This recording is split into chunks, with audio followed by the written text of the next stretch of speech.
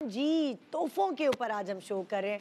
वो emotional state जिसमें या कभी आप होते हैं या आपको तोहफ़ा देने वाला होता है, और कभी-कभार जज़्बात में आप बहुत महँगा तोहफ़ा भी खरीद लेते हैं। जी हाँ। फिर याद आता है अल्लाह ये तो बजट ही आउट हो गया। हाँ। कभी वो मोहब्बत और प्यार, मैं तो हमेशा जब भी ख़ास तौर पे अपने मियाँ से दूर होती हूँ ना, तो मैं इमोशनल होके इतना कोई महँगा तोहफ़ा खरीद लेती हूँ अब बाद में कि एहसास उसके होता है। बाद कहती हूँ ये तो ज़रा बजट हो आउट गया। हो गया, ये तो ज़्यादा हो गया है। ये इंसान और ये मोहब्बत चीज़ में तो कर मैंने लेता है। महंगी ले ली है, ये तो पाकिस्तान से लेती तो सस्ती पड़ती। हाय हाय ये क्या हुआ? तो कभी-कबार हो जब वो जाता है। इमोशनल स्टेट से आप बाहर I निकलते can हैं imagine। और वो खुमार और वो मोहब्बत और वो ये भी मेरे ढीलीपन, मियाँ के साथ भी हुआ है। हाँ।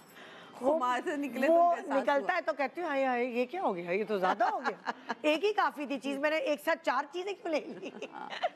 हाय मैं तो बहुत लेती थी। मेरा आधा पूरा एक सूटकेस मियाँ का होता था, पागलों की तरह ना, बस ये भी ले लूं वो भी नहीं, ले लूं। मैं भी ऐसी करती थी, मगर जब वो पूरी बक्से लेकर आई और उनमें से 10 में से 4 शर्टें आई तो ऐसा दिल हो जाता था, हाय ये तो फिट ही नहीं आ रही। अब गई थी, मैंने कहा चलो अभी किसी को देना नहीं है, सुकून है।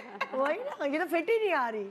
अच्छा जी, अब बारी है फ़हीमा की। फ़हीमा से पूछते हैं जी, फ़हीमा तुम बताओ भाई, तुम्हारा शुमार किन किन लोगों में होता है? निदा, मैं एक्सप्रेसिव नहीं हूँ, अच्छा। ठीक है, और मैं ऑब्ज़र्व करती हूँ कि किसी को क्या पसंद है। जैसे मैं शॉपिंग पे ले जाती हूँ और ऑब्ज़र्व करती हूँ, वो अपने लिए कुछ ले रहे होते हैं तो फिर मैं पे कर दिया, वो दिला दिया कि नहीं नहीं ये मेरी तरफ से, कि मेरे लिए ईज़ी हो जाता है कि उनकी पसंद की चीज़ है और उन्होंने वही चीज़ ले ली। और ज़्यादा मैं ये करती हूँ कि किसको खाने में क्या पसंद है वो पका के खिला दिया, और जिस दिन किसी की बर्थडे है तो उसको हेड मसाज दे दिया, आ जाएँ चलें आज तो आपका बॉडी मसाज होगा। तो इस तरह की चीज़ें मुझे पसंद है। सरप्राइजेस मुझे देना पसंद है। अभी अनम की बर्थडे थी फैसल के बाद, फर्स्ट बेटी की। अब रात को मुझे किसी काम से कॉल की जानबूझ के कि मम्मा विश करेंगे, मैंने उसको विश नहीं किया।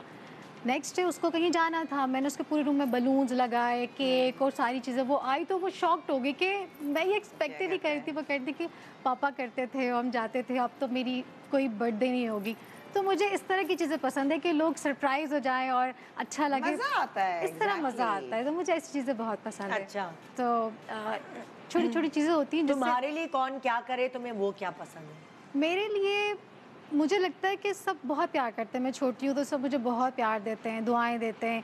मुझे तोहफ़ों से ज़्यादा मुझे उनकी अटैचमेंट बहुत चाहिए होती, कि आप अटैच्ड हों, फीलिंग्स हों, मेरे साथ हों, मुझे दुआएं दें। जो दुआएं बहुत मैटर करती हैं, चीज़ें तो आ ही जाती हैं, आप ले ही लेते हैं अपने लिए। तो जैसे मेरी दोस्त है, उसके साथ जब मसले मसाइल बहुत हुए थे, उसने मुझे अपने घर में रखा, फैसल किडनैप हो गए थे, उसने ना सिर्फ घर में रखा, मुझे इतना समझाया, और ये उसने मुझे दिलाया था उस वक्त, ये ड्रेस उसने मुझे दिया।